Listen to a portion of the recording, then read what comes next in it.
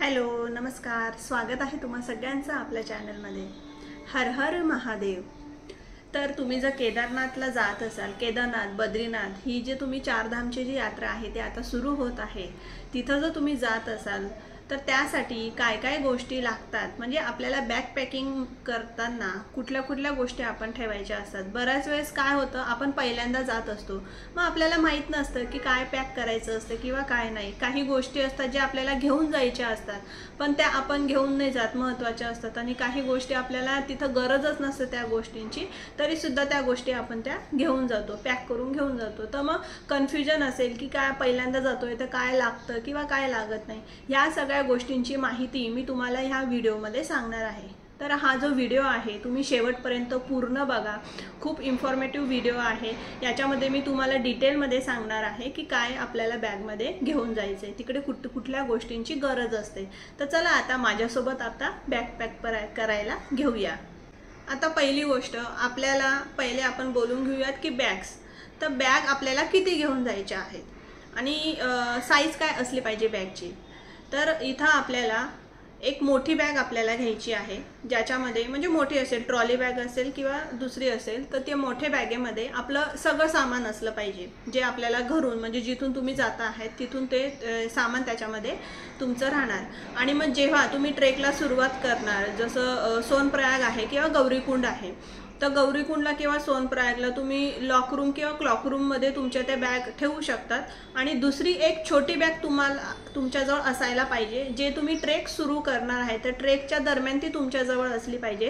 त्या बॅगमध्ये ट्रेकसाठी लागणाऱ्या जेवढ्या काही वस्तू असतील, गोष्टी असतील, सामान असेल, ते छोट्या बॅगेमध्ये तुमचं असलं पाहिजे। आणि जी तुमची कपड्याची मोठी बॅग आहे किंवा सामानाची जी बॅग आहे ती तुम्ही लॉक रूममध्ये ठेवून द्यायची आणि ती छोटी बॅग तुम्ही कॅरी करायची।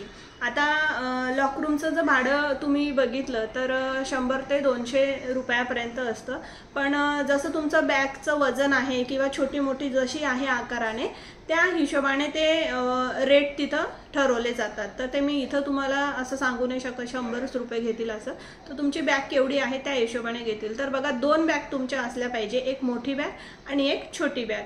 तर छोटी बॅग तुम्हाला ट्रेकच्या दरम्यान घेऊन जायची आणि मोठी बॅग तुम्हाला लॉकरूममध्ये ठेवायची आहे। आता पुढची गोष्ट आहे की कपडे कुठले घ्यायचे। तर तुम्ही जेव्हा केदारनाथच्या चारधाम यात्रेला जाणार, जेव्हा तुम्ही केदारनाथला जाल तर तुम्ही कुठल्या पण सीझनला जा, तिथं तुम्हाला वर जेव्हा तुम्ही जाणार केदारनाथला तेव्हा तिथं तुम्हाला रात्री स्टे करावा लागतो। तर तिथं खूप थंडी असते, कारण मंदिराच्या चारही बाजूला बर्फाचेच पर्वत असतात, त्यामुळे तिकडे -डिग्रीमध्ये हे टेम्परेचर असतं रात्रीचं। त्यामुळे तुम्हाला जे आहे थंडीचं जॅकेट सोबत ठेवायचं आहे, त्यानंतर हातातले ग्लोव्ज असतात ते थंडीचे तुम्हाला ठेवायचे, त्यानंतर जर तुमच्याकडे टोपी असेल, स्कार्फ असेल थंडीचे, तर या थंडीच्या वस्तू तुम्हाला ह्या तिकडे ठेवायच्या आहे। त्यानंतर तुम्ही ट्रेकिंग करता आहात तर हे थंडीचे तुमचे कपडे झाले। तर नॉर्मल कपडे आपल्याला काय घ्यायचे, तुम्ही टी शर्ट घेताय, शर्ट घेतायत किंवा टॉप्स घेतायत, पॅन्ट असेल तर ते तुम्ही नॉर्मल तुमचे हे कपडे असले पाहिजे। तर 2 जोडी हे कपडे तुमच्याजवळ राहू द्यायचे। त्यानंतर जी पॅन्ट असेल तर तुम्ही ट्रॅकिंग पॅन्ट असते तर ती ट्रॅकिंग पॅन्ट तुम्ही घेऊ शकता, ती कम्फर्टेबल असते। जीन्स वगैरे तुम्ही घालू नका, त्याच्याने ट्रेक करायला आपल्याला खूप त्रास होतो, पाय व्यवस्थित फ्लेक्झिबल आपल्याला करता येत नाही। तर जीन्स किंवा जाड कपड्याच्या वस्तू नका घेऊ, ट्रेकिंग पॅन्ट असते ती तुम्ही घेऊन जाऊ शकतात। तर हे झाले आपले नॉर्मल कपडे। त्यानंतर तिकडे कधीही पाऊसा पडत असतो, म्हणजे असं काही नाही, दुपारी 1 नंतर तिकडचं वातावरण हे चेंज होत असतं आणि कधी पण हा पाऊस पडू शकतो। त्यासाठी मग आपल्याला रेनकोट एक असला पाहिजे आणि एक अम्ब्रेला छत्री तुमच्याकडे असली पाहिजे। छत्री याकरता की जर तुम्ही तिकडे टेंटमध्ये राहतात रात्री आणि तुम्हाला चालू परत कुठेतरी बाहेर जायचंय, वॉशरूमला जायचंय किंवा तुमचं काही काम आहे म्हणून तुम्हाला जायचंय, तर तेव्हा तुम्ही सारखं रेनकोट काढ घाल असं नाही करू शकत। तर मग तुमच्याकडे एक अम्ब्रेला असेल तर ते इझी पडेल तुम्हाला जायला, त्याकरता मग तुमच्याकडे ती अम्ब्रेला असली पाहिजे। आणि तुमचे जे शूज आहेत, तर पाऊस तिथं हा चालू असतो तर साधे आपण शूज जर घातले तर ते ओले होतील, त्याकरता आपल्याला जे आहे वॉटरप्रूफ शूज हे तिकडे घेऊन गेलं पाहिजे। पण मग जर तुमचा बजेट नसेल वॉटरप्रूफ शूजचा, तर मग तुमचे नॉर्मल शूज असतील तर त्याला शू कॅप येते, ऑनलाईनही ती मिळते, तर ती शू कॅप तुम्ही घेऊ शकतात. त्याच्याने तुमचे शूज हे ओले नाही होणार पावसामध्ये. आणि सॉक्स जे आहेत त्याची पण तुम्हाला एक्स्ट्रा पेअर घेऊन जायचे आहेत. नंतर तुमचे जे आतले कपडे असतात तर ते सुद्धा तुम्हाला एक्स्ट्रा पेअर आपल्याला ठेवायचे आहेत, कारण आपण पावसामध्ये गेलो, ओले वगैरे झालो तर आपल्याला कपडे हे चेंज करता आले पाहिजे. तर ह्या सगळ्या गोष्टी कपड्यांमध्ये आपल्याला ह्या ठेवायच्या आहेत. सोबत आपल्याला कॅरी बॅग देखील ठेवायची, की जे कपडे आपले ओले झालेले आहेत तर ते आपण कॅरी बॅगमध्ये टाकून हे साईडला, म्हणजे बॅगमध्ये साईडला आपण ठेवू शकतो, जेणेकरून दुसरे कपडे आपले ओले नाही होणार. त्यासोबत आपण जी बॅग कॅरी करतो आहे, जी बॅग घेऊन जातो आहे, त्या बॅगचं सुद्धा जे कवर असतं, पाऊस पडत असतो वगैरे पडला तर ते बॅगचं कवर असेल तर आपले बॅगमधलं आतलं जे सामान आहे ते ओलं नाही होणार. तर प्लॅस्टिकच्या कॅरी बॅग ठेवा आणि आपल्या बॅगचं कवर देखील सोबत एक तुम्ही ठेवू शकता. पुढची गोष्ट आहे की आपल्याला डॉक्युमेंट्स काय लागतील असं. तर जर तुम्ही यात्रा करत असाल तर तुम्हाला पहिले रजिस्ट्रेशन करणं महत्त्वाचं आहे. तर तुमचं जे रजिस्ट्रेशन झालं त्यानंतर जी स्लिप निघते तर ती स्लिपची एक कॉपी तुमच्याजवळ असली पाहिजे. 2-3 कॉपी तुम्ही ठेवा, एखादी हरवली वगैरे तर दुसरी तुम्हाला कामात येईल असं, तर त्याची झेरॉक्स कॉपी तुम्हाला ठेवायची आहे. त्यानंतर तुमचं आधार कार्ड ओरिजिनल पण ठेवा आणि त्याची झेरॉक्स कॉपी पण तुम्हाला ठेवायची आहे. आणि त्यानंतर अजून तुमचं आहे की जर तुम्हाला काही मेडिकल इश्यूज असतील, काही त्रास असेल तुमचा, तर ते मेडिकलची हिस्ट्री जी असते ती तुम्ही एका फॉर्मवरती लिहून ठेवा. तसा फॉर्म तुम्ही भरून ठेवा, जेणेकरून जर यात्राच्या दरम्यान तुम्हाला जर काही मेडिकल इश्यूज आले तर जो समोरचा व्यक्ती आहे त्याला ते नॉलेज असलं पाहिजे, माहीत असलं पाहिजे की तुम्हाला काय काय मेडिकल इश्यूज आहेत आणि तुमच्यावर कसे उपचार हे केले पाहिजे. त्यासाठी तुम्हाला हे जे आहे मेडिकल जे स्लिप आहे ती देखील तुम्हाला भरून ठेवायची आहे. आता याच्या व्यतिरिक्त अजून काय असलं पाहिजे. आता पुढची गोष्ट आहे ती तुम्हाला मेडिकल किट काय असला पाहिजे. तर आता मेडिकल किटमध्ये तुम्ही जेव्हा यात्रा करणार त्याच्या अगोदर तुमचे जे पर्सनल डॉक्टर आहे, फॅमिली डॉक्टर आहे, तर त्या डॉक्टरला जाऊन तुम्ही भेटा आणि त्यांना सांगा की मी एवढे दिवसाची अशी यात्रा करत आहे. तर ते तुम्हाला गोळ्या लिहून देतील. म्हणजे तुमची जी कंडिशन आहे, हेल्थ कंडिशन आहे, ती त्यांना चांगल्यापैकी माहिती असते. तर त्या हिशोबाने जसं डोकंदुखी होणार किंवा सर्दी, ताप, खोकला हे सुद्धा आपल्याला तिकडे होऊ शकतं. हवामान चेंज होतं, पाणी चेंज होतं, तर त्यावर कुठल्या गोळ्या घेतल्या पाहिजेत हे तुमचे डॉक्टर ते लिहून देतील. तर त्या सगळ्या गोळ्यांचे जे किट आहे, अंगदुखी, त्यानंतर जर तुमचे हातपाय गुडघे दुखत असतील तर त्याच्या देखील गोळ्या, ह्या सगळं हे किट तुमचं सोबत असलं पाहिजे. त्यानंतर तुमच्याकडे बँडेज वगैरे हे पण तुम्ही सोबत ठेवा. चालताना तुम्ही पडले, खरचटलं वगैरे तर ते तुम्हाला तिकडे लावायला हे काम येणार. त्यानंतर तुमचे हातपाय वगैरे दुखत असतं, आपण एवढं ट्रेक करतो, कधी आपल्याला एवढी चालायची सवय नसते, तर एवढं आपण चालतो तर आपले हातपाय वगैरे दुखतील, तर त्याच्यासाठी स्प्रे येतो किंवा आयडेक्स येतं, तर मूव येतं. तर ह्या सगळ्या गोष्टी पण आपल्याजवळ ठेवल्या पाहिजे. तुम्हाला ज्या गरजेच्या आहेत, तुम्हाला वाटतं आहे, तर ह्या गोष्टी तुम्ही ह्या जवळ ठेवल्या पाहिजेत.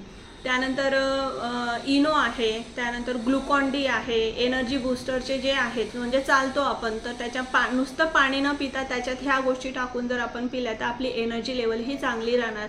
त्यानंतर तुम्ही ड्रायफ्रूट्स कॅरी करा, फ्रूट तिकडे घेऊन जा, कारण वर जर आपण जातो तर तिकडे गोष्टी या महाग मिळत जातात आणि खाणं तिकडचं थोडं आपल्याला डायजेस्ट होणार पण नाही. त्याकरता आपापले जर फ्रूट आपण कॅरी करून घेऊ गेलो, ड्रायफ्रूट्स जर ठेवले तर ट्रेकिंगच्या दरम्यान मध्ये चालता थोडं आपण हे खात राहिलो तर आपल्याला एनर्जी मिळेल आणि चालण्याचा त्रास आपल्याला होणार नाही. जेव्हा आपण वरती चालत असतो तर जसं आपण वरच्या लेवलला जातो तर तिकडे ऑक्सिजनची कमतरताही होते आणि आपण वरती जात असतो, चालत असतो, तर श्वास हा फुलतो आणि श्वास घ्यायला आपल्याला त्रास होतो, ऑक्सिजनची कमी होते.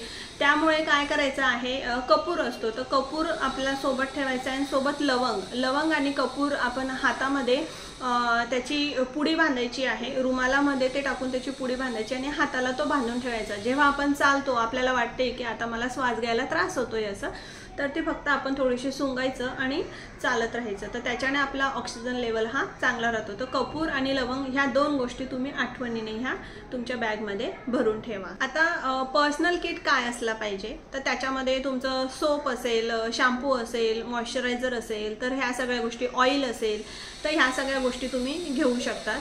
आणि वर जसं तुम्ही जाणार तसं तुम्हाला सूर्याची जी किरणं आहेत ती डायरेक्ट आपल्या चेहऱ्यावर पडतात आणि आपला चेहरा हा काळा पडू शकतो। त्यासाठी सनस्क्रीन हे फार महत्त्वाचं आहे। सनस्क्रीन तुम्ही घेऊन जा आणि बॉडी लोशन असेल तर हे पण तुम्ही घेऊन जा, लिप बाम असेल तर ते पण तुम्ही घेऊन जा। तर ह्या सगळ्या गोष्टी आपल्याला लागतील। सनस्क्रीन आणि सनग्लासेस या 2 गोष्टी तुम्हाला तिकडे घेऊन जायच्या आहेत।